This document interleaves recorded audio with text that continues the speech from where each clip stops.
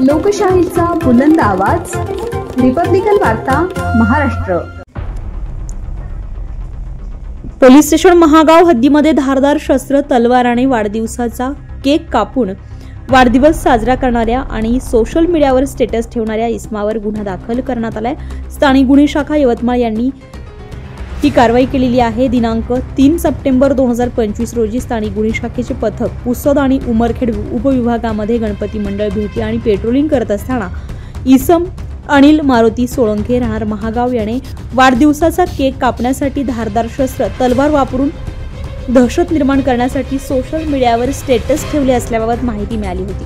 अखेर आज तो महागाव बायपास रोडवर स्वतःच्या ताब्यात एका प्लास्टिक पिशवीमध्ये पोत्यामध्ये धारदार शस्त्र, तलवार बाळगून असून तो सार्वजनिक ठिकाणी शांतता आणि सुव्यवस्था भंग करून दखलपात्र गुन्हा करण्याच्या इराद्याने तलवार बाळगून आहे अशी माहिती मिळाल्यामुळे पोलीस अधिकारी आणि पोलीस अंमलदार यांनी 2 पंचांसह महागाव छत्रपती संभाजी महाराज चौक महागाव बायपास येथे जाऊन पाहणी केली असता प्लास्टिक पोत्यामध्ये एक धारदार पाते असलेली लोखंडी तलवार अंदाजे किंमत 2000 रुपयांची स्वतःच्या ताब्यात बाळगून असताना मिळून आल्यामुळे ती जप्त करून व ताब्यात घेऊन युवक अनिल मारुती सोळंके वय वर्ष 27 राहणार छत्रपती संभाजीनगर महाराज वॉर्ड क्रमांक 14 महागाव तालुका जिल्हा यवतमाळ यांच्या विरुद्ध पोलीस स्टेशन महागाव येथे कलम 425 भारतीय हत्यार कायदा अन्वये गुन्हा दाखल करण्यात आलाय।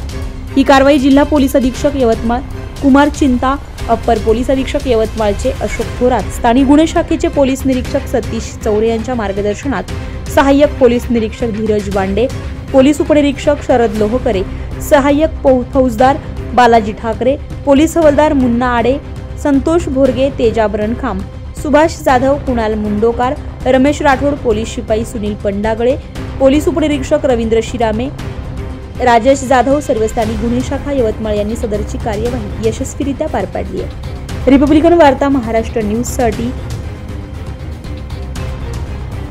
Vidarbha उपसंपादक Rajesh Dhole, Yavatmal. Subscribe now and press the bell icon. Never miss an update.